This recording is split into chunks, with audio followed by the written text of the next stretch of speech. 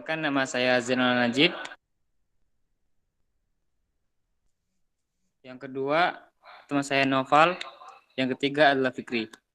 Di sini kami akan mempresentasikan tentang tugas MBPL.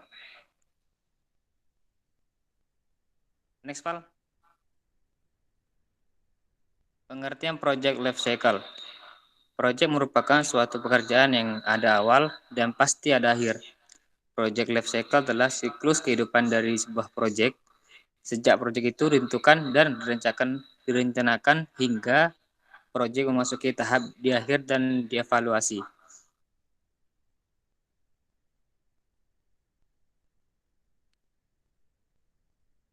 Dalam pelaksanaan suatu proyek konstruksi selalu diawali dengan tahap di mana biasanya dilakukan survei dan pengumpulan informasi dari proyek yang akan menjadi rencana ke depan. Sampai proses selanjutnya, yaitu berupa tahap kelayakan proyek, kemudian tahap perencanaan, pelaksanaan, operasional, dan evaluasi suatu proyek.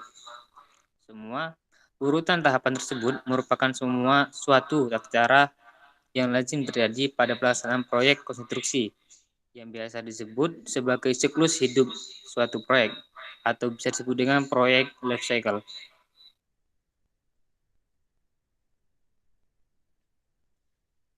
Di sini ada susunan dari inisiasi konsep, terus ke studi kelayakan, terus ke perencanaan dan pengembangan, dan pengadaan, habis itu konstruksi, habis itu penutup, setelah itu operasional dan perawatan, habis itu evaluasi, habis itu ke inisiasi lagi konsep dengan adanya ide dan konsep.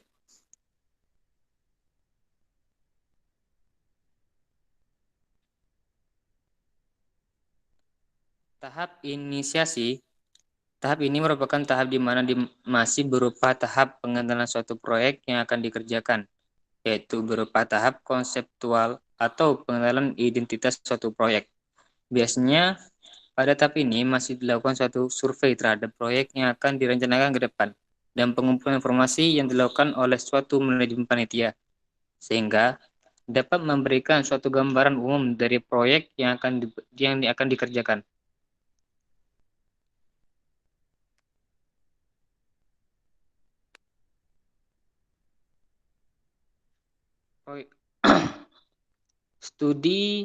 Tahap studi kelayakan proyek. Setelah melalui tahap konseptual atau pengenalan dari suatu proyek yang akan dilakukan, maka tahap ini menganalisis apakah suatu proyek dapat dilaksanakan atau tidak, sehingga dapat dilanjutkan ke tahap berikutnya. Jika proyek tersebut dinyatakan layak, pada tahap ini umumnya dilakukan suatu pembentukan tim gugus untuk melakukan suatu analisis. Studi kelayakan dari proyek akan digarap. Tim ini biasanya terdiri dari beberapa disiplin ilmu, mulai dari teknis, ekonomi, finansial, lingkungan, legal, dan seterusnya. Yang ketiga adalah tahap perencanaan dan pengembangan. Tahap perencanaan merupakan tahap yang paling penting di mana membutuhkan banyak waktu dan personel yang terlibat sesuai dengan besar kecilnya proyek. Output dari tahap ini diantaranya struktur dari tim proyek, gambar detail desain, skop pekerjaan, data teknis, jadwal proyek, jadwal pekerja, jadwal material, atau pembelanjaan, prosedur-prosedur, dan hal-hal detail lainnya. Tahap perencanaan ini merupakan kunci keberhasilan tahap proyek selanjutnya. Tahap perencanaan memiliki 10 aktivitas penting, yaitu create a project plan, create a resource plan, create a financial plan, create a quality plan, create a risk plan, create a safety plan, create a communication plan, create a procurement plan, contract the supplier, perform past review.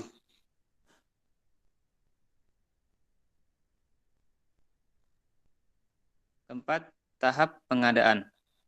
Pada tahap ini merupakan tahap mengajukan suatu tender kepada pemilik proyek dengan ketentuan-ketentuan yang telah ditetapkan baik berupa anggaran proyek, spesifikasi, gambar kerja, kontrak, dan seterusnya.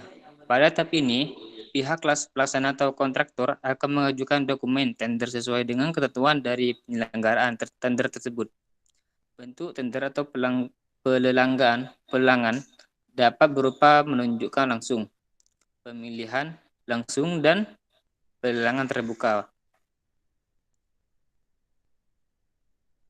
Yang kelima adalah tahap pelaksanaan dan pengontrolan.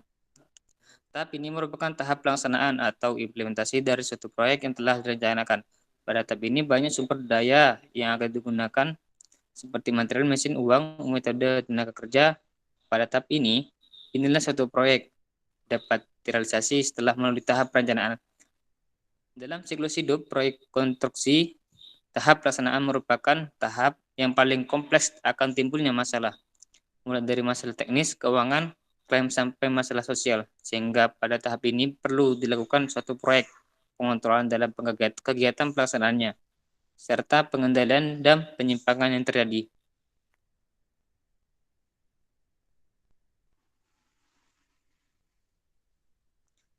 Yang keenam, tahap penyelesaian proyek. Tahap ini terdiri dari masa perawatan dan serah terima.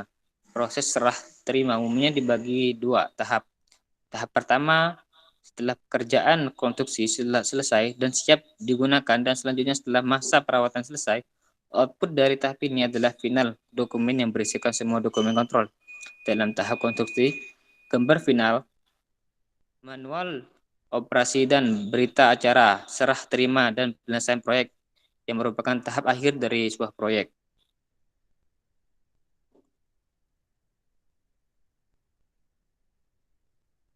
Yang ketujuh, tahap operasional dan pemeliharaan. Tahap ini merupakan tahap lanjutan setelah proyek selesai terrealisasikan, di mana pada tahap ini dilakukan profesional dari hasil produk tersebut sesuai fungsinya, serta dilakukan proses perawatan selama umur proyek tersebut. Tahap ini merupakan tahap yang dimiliki siklus hidup terpanjang dari semua tahapan, di mana pada tahap ini akan berlangsung suatu proses operasional dan perawatan yang akan hasil produk proyek selama umur yang akan difungsikan. Yang ke-8 adalah tahap evaluasi proyek, di mana pada tahap ini dilakukan suatu analisis evaluasi setelah mendekati umur dari suatu produk proyek. Pada tahap ini pula dilakukan suatu pengambilan keputusan dari hasil evaluasi, apakah akan dilakukan perbaikan atau dibuat baru kembali, sehingga akan kembali lagi pada tahap awal, yaitu tahap inisiasi proyek. Dan materi selanjutnya akan diterangkan oleh Muhammad Noval.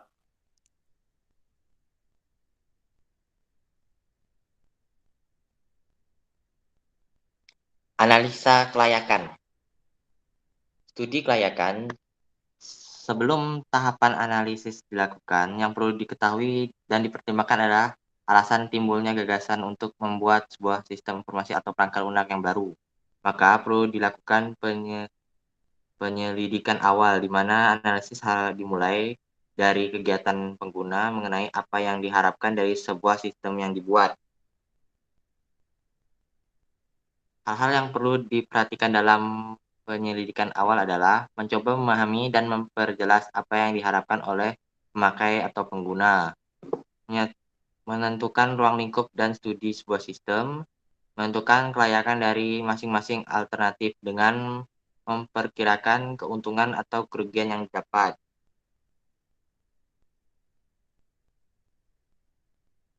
Studi kelayakan adalah tahapan yang paling penting karena di dalamnya menyangkut berbagai aspek sistem baru yang diusulkan, antara lain menentukan unit atau bagaimana yang akan menggunakannya.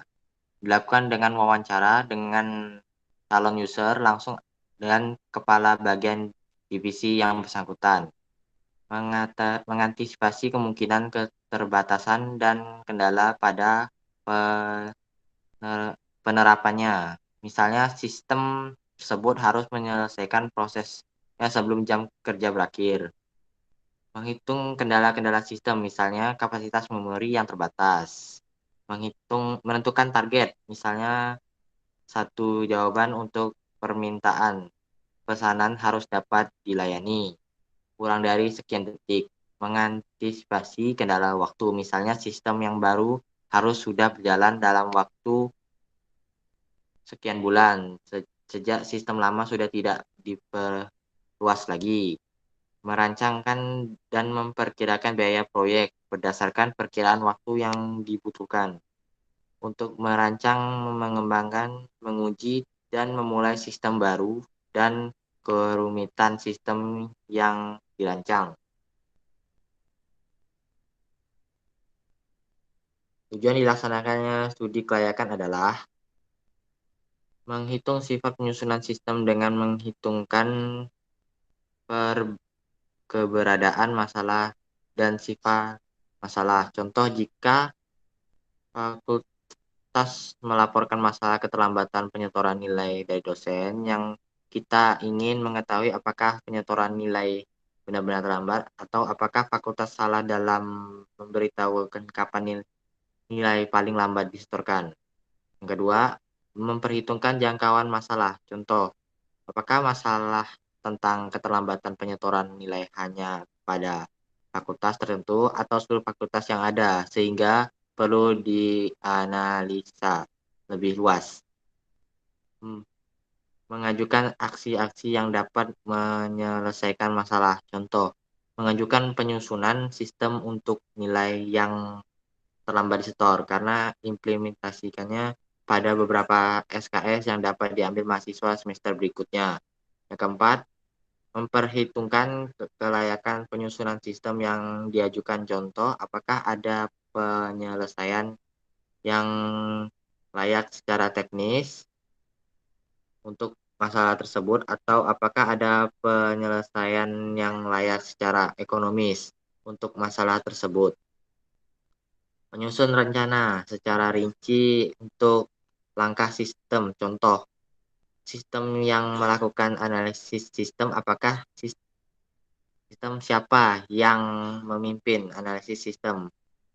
Siapa yang memimpin analisis sistem, apa tugas-tugas yang diperlukan, dan jadwal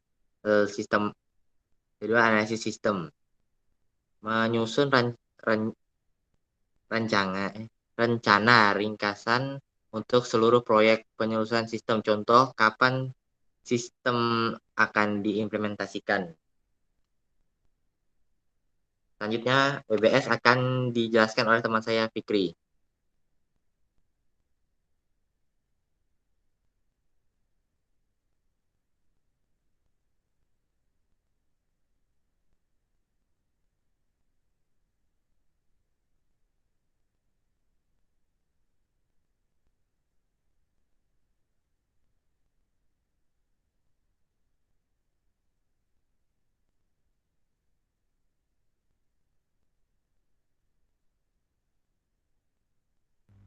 Baiklah, makasih.